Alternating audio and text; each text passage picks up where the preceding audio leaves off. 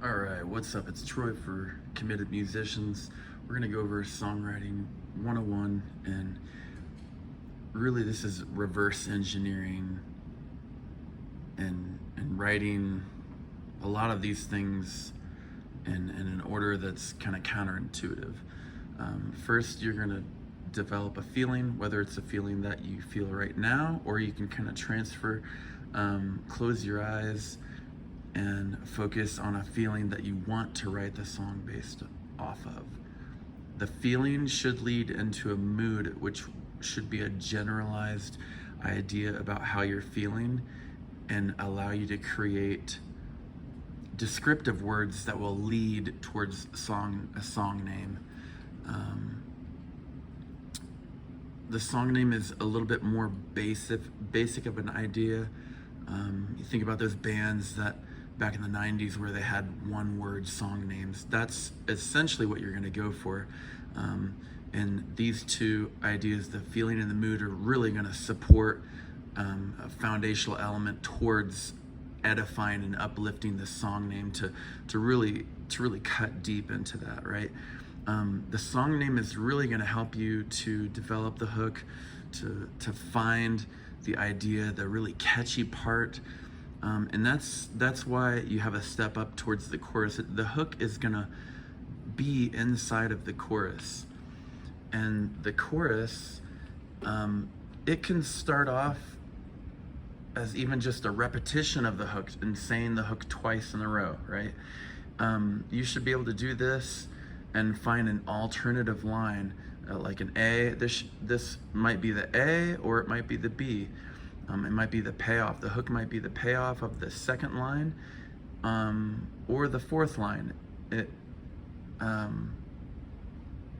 Now the chorus is gotta be the catchiest part of the song, and how you're gonna get there is you're gonna use the hook to develop a rhythm.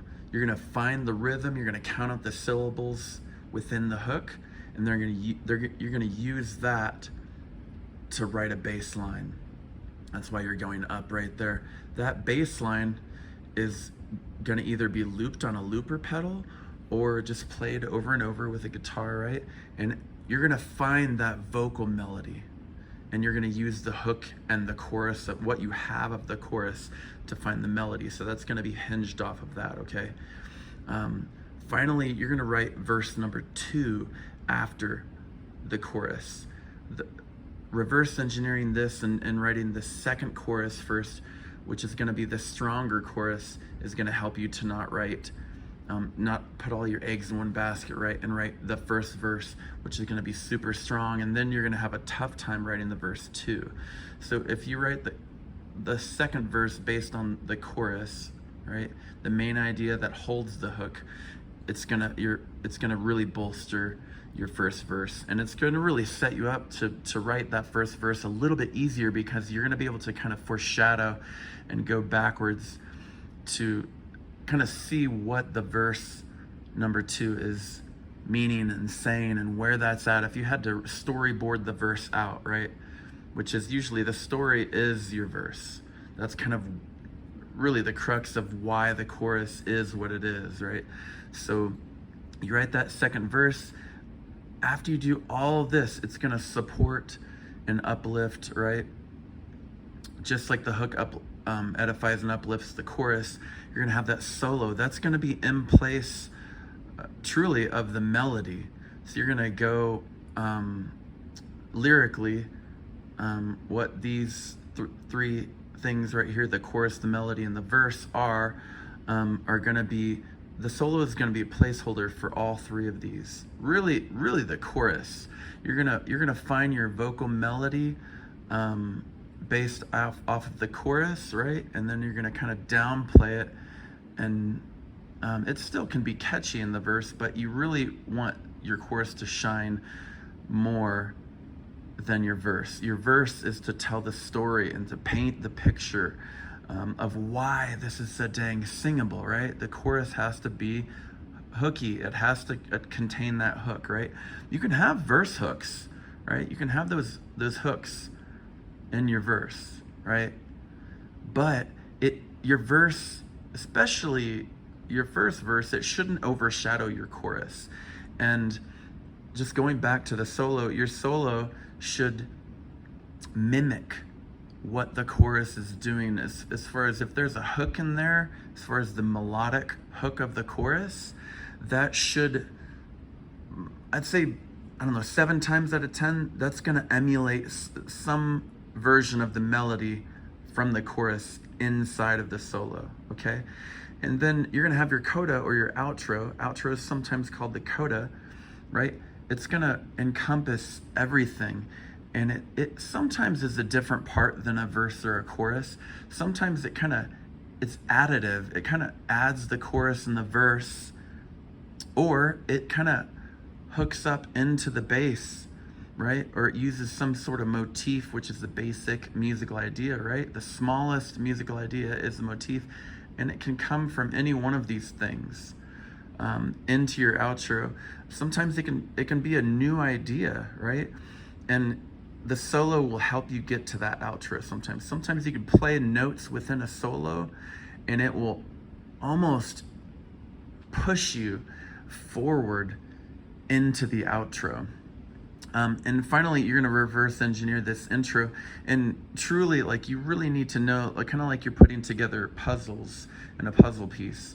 You know, the feeling and the mood is gonna be the exterior portions, the boundaries of your song, right?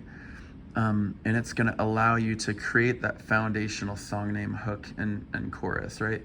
And then these are going to be supporting details for all the rest of the stuff. And so the intro is, you can write an intro as a feeling or a mood, right? But sometimes the hook and the chorus and then the verse are gonna change that intro.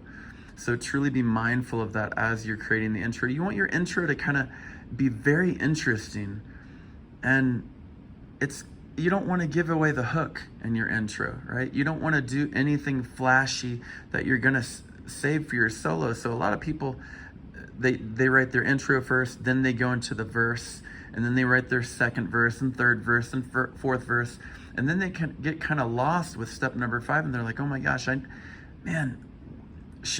they confuse the verse with the chorus, because the verse is so damn catchy that they've written 4 different stanzas or verses based off of that, when the intro and the verse and the chorus are very similar to each other, but they need to be standalone. They need to be almost totally separate, as a general rule. So your intro should support all of these details.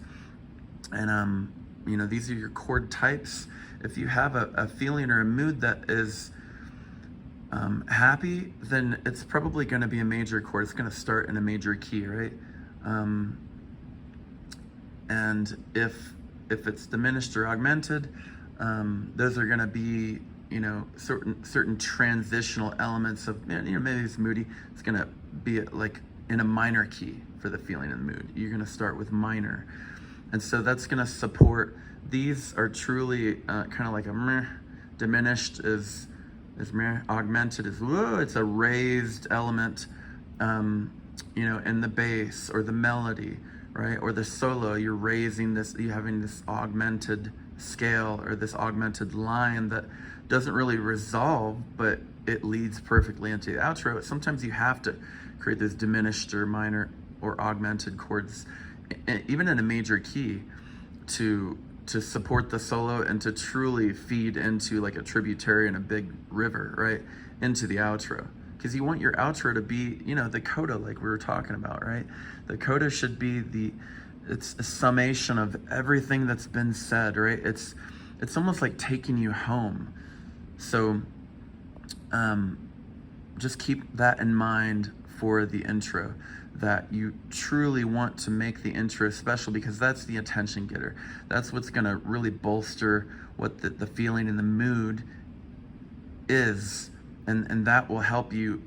Getting the intro right and honoring the feeling and the mood is going to help you to really solidify the song name. And the hook is going to be, your lyrical one-liners. You should always keep a file, whether it's a written notebook or a digital copy of something, maybe even like a Google Docs of hooks or lyrical one-liners. That's going to help you.